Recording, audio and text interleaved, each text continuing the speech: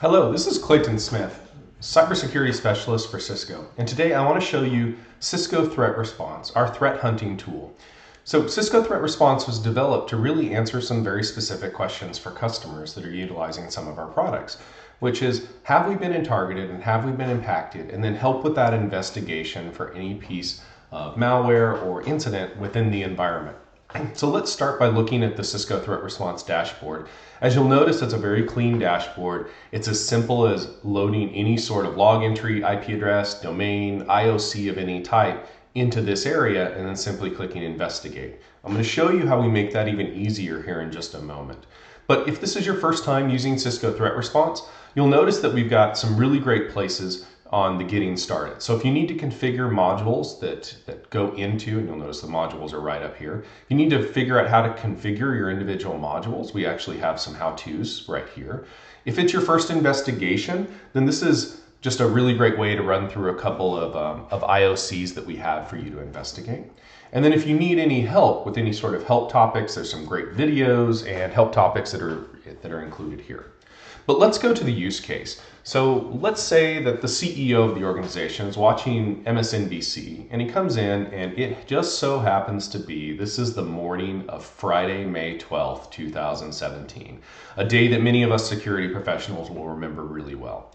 And this CEO comes in and he or she says, so I saw this thing about WannaCry and I need to know, have we been targeted and have we been impacted? Now in my conversations with many security operations folks, this is a very difficult thing to answer in a really quick fashion. It requires a full investigation, and I've been given time estimates from customers of ours of anywhere from it takes hours to I've actually had some say weeks. So depending on what tools you have, if you have access to a SIM, this may take you quite a while. And this is why Cisco Threat Response was started. So let's talk about for a second the page that I'm looking at. Now this page here is from Talos Threat Intelligence. Talos is our threat intelligence organization. It is the largest non-governmental threat intelligence agency in the world. So we're pretty well known for our threat intelligence, and Talos is really at the tip of that spear. So with every major incident, Talos actually publishes a blog that you'll see here. And these blogs are worth talking about for just a second.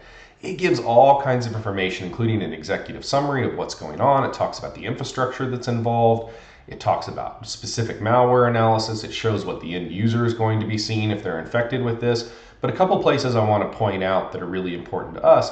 Obviously, if you have Cisco, then this area for coverage is included in every one of these blog posts. It's going to tell you which of the products are actually, or which of the solutions are actually protecting you from this said incident. But the other thing that they all include is indications of compromise. In this case, we have file names, observable IPs, Tor command and control modules, or Tor command and control exit points. We've got observed hash values, etc. All of these are on the page. Now, I could very well copy these and paste them over into Cisco Threat Response, but we made it even easier by including an extension that works in both Firefox and Chrome. So I want to take a second though and point out that this investigation that we're about to do, it could be done with any sort of IOCs, even if they weren't from Talos. So this is not limited to Talos, okay? So let's go here. We're going to click on my little extension and I'm going to start an investigation. So immediately what it's doing is it's looking through this page and it's looking for any observables. It finds all the observables that it's going to be able to pull in. And before we've even gotten started on the investigation, I'll notice that it sees one clean observable, 32 malicious, and then some suspicious observables that are within the page. Now from here, I just simply click on investigate. And what it does now is it's actually pulling in all of those observables. You'll notice how it pasted it in there. It's pulling in all of those observables and starting an investigation for me. It's accessing all of the different modules that I've pulled in. So in my case, Umbrella and AMP for endpoints are the two primary ones on my environment. The other thing that it's doing is pulling all of our threat intel from Talos, AMP, file reputation. I actually have it integrated with a third party, VirusTotal. This is my little call out for VirusTotal, by the way. If you don't have a VirusTotal account, they're free. It's a great place to put in observables and just simply have it checked to see what all of the threat intelligence organizations that are out there actually see this as being malicious. So this is an example of one. But it also will give you, if you register for a free account, it gives you a free API for you to plug into Cisco Threat Response. So I ran this investigation a little earlier because it takes about a minute for all of that to pull together, and just in the interest of brevity, I already pulled this report. So you'll notice that in my environment, I already can tell you right away that I have two workstations, or excuse me, two endpoints that were targeted. So I can simply click on the targets and I see demo WannaCry ransomware. Big surprise, that was infected with WannaCry. And then I also have an iOS device that was also infected with WannaCry. So I've already answered one half of the question. Have we been targeted? Yes, we've been targeted. But now let's pick on one of these. Let's look at the endpoint here, the target endpoint. So I'm going to click on this target endpoint, and maybe I should talk about the UI real quickly. So anything that is in purple, that's going to be a target. The observables, if they're malicious, they're going to be red. And if they're clean, they're going to be green. If they're gray, then they're an unknown disposition. I also have URLs and IP addresses that are associated, so it builds me this kind of knowledge map that I can look through and look at all the different relationships that are here. And by the way, I can pull these around, and I could even start a casebook on this investigation. So if I want to track everything that I'm doing in the investigation, it's a great way, and to let others within the environment, within my SOC, know what I've done on this investigation, I can immediately pivot to a casebook. We're not going to do that for this demo, but know that that is a capability. So immediately here, you'll see that I have access to look at. I want to see, this is a piece of malware, so I want to directly pivot into my AMP GUI, and I want to see the file trajectory that is included on this endpoint, because I want to answer the second question. I've answered the first, which is I have been targeted. Now I want to see, have I been impacted by this ransomware?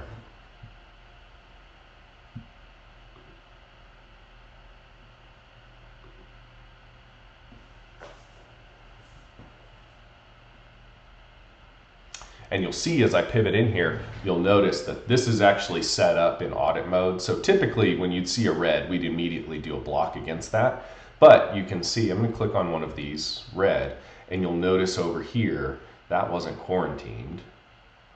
But I can tell that it was quarantined right after that. So in this case, I've been able to answer the question very quickly. Yes, this device was targeted. No, it wasn't impacted because our tools worked. So I've been able to answer those questions very quickly. I can then pivot this into, of course, any type of investigation that you want. The next stage that I'll say from CTR, which is quite nice, is let's say that I look through here and anything that's in red, our tools are already blocking. So you don't need to worry about adding those to a block list. But let's say that I look at this domain here, for instance, this blog domain, and I click on it and I say, look, this doesn't look like anything my users should be accessing, even though it's not, it doesn't have a verdict against it saying that it's a malicious domain. Maybe I just think, look, this has been mildly associated with something that had ransomware attached to it. I see no reason why my users should be accessing that. So I can just simply block this domain and umbrella. Or if I want to do further inspection and further investigation, I can simply take this domain and from here pivot over to ThreatGrid and do more of an investigation to figure out what this domain is about and what malicious activity has been seen on this domain. So you can see from this single window, I can pivot to a number of tools so that I can continue my investigation. So that's just a quick use case scenario for Cisco Threat Response. It's included with many of our products, and that list is growing every day.